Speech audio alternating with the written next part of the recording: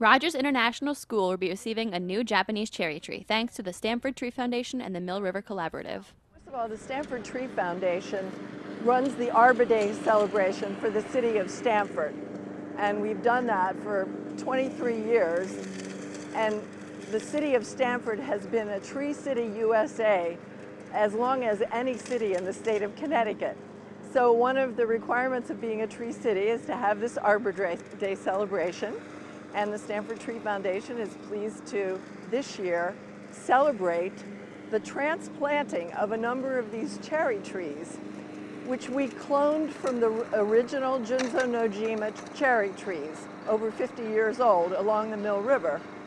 And those were the trees where there was such an outcry when they were all cut down, and we wanted to preserve the history of those trees.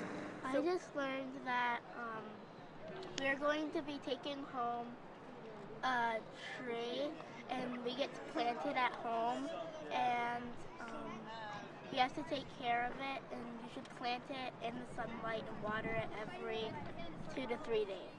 After selecting the tree, the students heard the story of how the trees came to this country, as well as how to plant and care for their tree.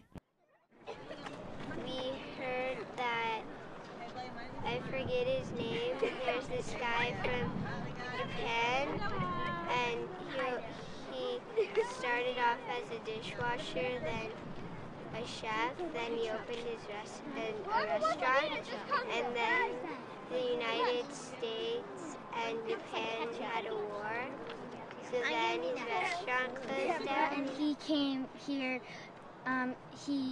he made a restaurant, and we were so nice to him, he wanted to give us a present, so he planted 100 cherry trees.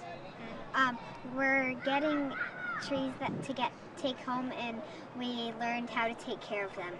Today on Arbor Day we learned how to take care of trees and how to plant them. Can you tell me a little bit about that? We have to plant them in somewhere where they can get sunlight and in moist soil, and you can't plant them close to another tree because then the roots won't have anywhere to spread. A tree always needs to be in a good spot near the sun, and it can't be stepped on, and it needs